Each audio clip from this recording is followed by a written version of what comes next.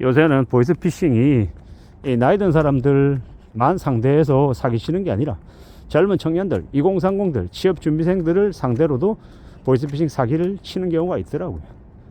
이제 가짜로 이제 직원을 구한다라고 공고를 내고 그 공고를 본 사람이 연락하게 되면 이 비대면으로 화상으로 이제 면접을 본다라고 얘기하며 그 화상으로 이제 뭐 앱을 깔라고 시키고 그 앱에서 나오는 그 뭡니까 그 면접 번호나 이런 것들을 알려달라고 합니다. 그렇지만 실제로는 면접 보는 게 아니라 그 상대방의 그 이 노트북 해킹해 가지고 들어가서 이 고객 금융 정보를 빼내서 그걸 이용해 가지고 불법 대출을 일으켜서 사기치는 모습인 거죠.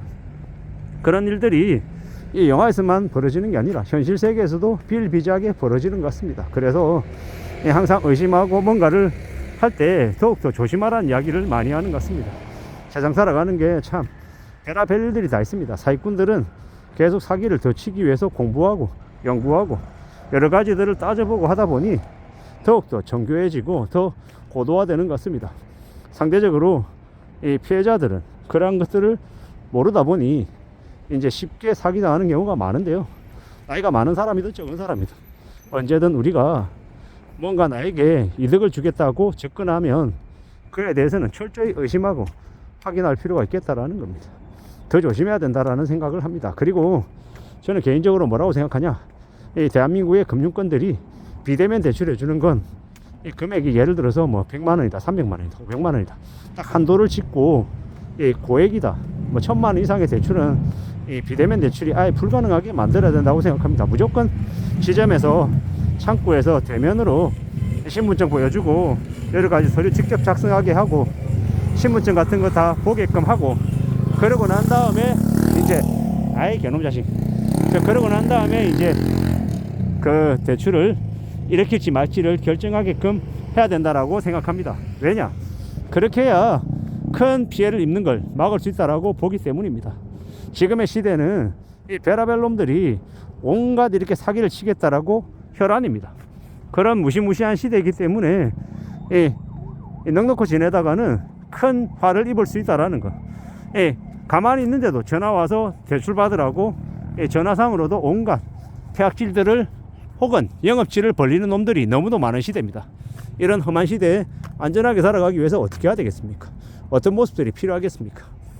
뭔가를 의심하고 확인하고 알아보고 옆에 가족들에게, 부모에게, 자식에게 물어보고 뭔가를 결정하는 것, 이런 모습들이 더욱더 필요하다라고 봅니다. 그렇게 살아야, 그래야 이 화를 입는 걸 면할 수 있다라는 겁니다. 참 무서운 시대죠. 언제 어떻게 무슨 일이 벌어질지 모르는 되게 우려스러운 일들이 많이 일어난다라고 봐야 됩니다. 이런 무서운 시대에 어떻게 살겠냐, 어떻게 살 것이냐를 잘 좀 따져볼 필요가 있겠다라는 겁니다.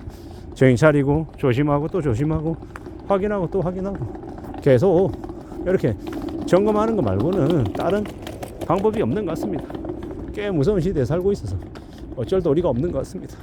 그렇게라도 해서 큰 이제 위기를 피할 수 있다면 그래야죠. 그래야 된다라고 봅니다. 그리고 이제 정부 차원에서는, 이 금융당국 차원에서는 비대면 대출을 뭐 1000만 원 이상 비대면 대출 해주는 걸 아예 그냥 못하게끔 또 법으로 좀 세워줬으면 좋겠습니다. 그리고 경제 관련한 사기를 치는 놈들에 대한 처벌은 그냥 무조건 30년, 50년, 100년, 200년 이렇게 때려야 된다고 생각합니다. 뭐 피해자들에게 피해 금액을 전액 만약에 뭡니까 피해 회복을 위해서 노력했다 이러면 참작 일부 해주고, 뭐 장난치는 경우 되게 많잖아요. 피해 금액은 50억인데 공탁금 한 1억, 2억 걸고 뭐 피해 회복 위한 노력 조그만 것처럼 해가지고 뭐 형을 감형받는 이런 쓰레기 같은 짓거리 하는 놈들도 너무 많습니다. 그런 짓 못하게 막아야죠. 그리고 뭐 감형하는 요건들이 너무 많은 거죠. 뭐 반성문 많이 썼다고 감형해주고 이런저런 별 말도 안 되는 헛짓거리들 하는 놈들도 되게 많습니다. 그런 거 못하게 막아야죠. 어떻게든 우리가 이 험하고 힘든 세상을 안전하게 살아가기 위해서 필요한 건 뭐다? 조심하는 것밖에 없다. 그리고 나는 그런 것 안 걸려, 나는 똑똑해서 나는 그런 것에 걸릴 만한 위인이 아니야, 이렇게 과신하는 것만큼 위험한 게 없습니다. 대기업을 다니고 임원이고 되게 똑똑한 사람들도 사기를 많이 당합니다. 보이스피싱이든 투자 사기든 뭐 온갖 것들을 다 당한다라는 거죠. 그렇기 때문에 좀 더 조심하고 좀 더 신중하게 뭔가를 결정하는 게 제일 좋습니다. 함부로 나대지 말고 함부로 자기 자신을 과신하는 건 위험하다라고 봅니다. 험한 세상을 살아가고 있기 때문에 언제 어떻게 어떤 어려움을 겪을지 모른다라는 거. 그리고 언제든 그게 나도 그럴 수 있다라는 거, 나도 당할 수 있다라는 걸 인정하고 살아가야 된다라는 겁니다. 그렇게 살고 조심 또 조심하자라고 이야기하고 싶은 겁니다. 살아가는 지금의 시대는 절대로 쉽지 않다라는 거, 힘들고 어렵고 많이 막막하다라는 말씀을 드립니다. 그래서 좀 더 깊이 있게 생각하고 좀 더 단단하게 움직여야 될 것 같습니다. 좀 더 강해져야 된다라고 말씀을 드리고 싶은 겁니다. 절대로 넉넉고 있어도 안 되고 쉽게 만만하게 가만히 있다가는 뒤통수 맞기 십상입니다. 항상 의심하고 확인하고 또 확인하는 게 더 필요하다라고 말씀을 드립니다. 지금의 시대는 절대로 만만한 때가 아니다. 지금은 더 우려스럽고 더 염려스러운 일들이 많이 벌어지고 있다. 그러니 어떻게 해야 된다? 심사숙고하고 결정은 최대한 미루고 함부로 사인하지 말고 나의 아주 중요한 개인정보는 함부로 알려주지 않는 것, 그게 아마 더욱 필요한 모습인 것 같습니다. 살아가는 우리 시대의 삶이 언제든 우리가 생각한 것보다 더 안 좋아질 수 있다는 것. 그래서 어떻게 해야 됩니까? 좀 더 대비하고 좀 더 조심조심하는 것. 그리고 이 재산은 항상 분산해서 최대한 나눠서 보관하고 관리해야 될 것 같습니다. 그렇게 살아가야 삶이 좀 그래도 지켜지지 않겠나라고 생각하는 겁니다. 험한 시대를 살아가고 있는 우리가 안전하게 살아가는 법은 딱 정답 없습니다.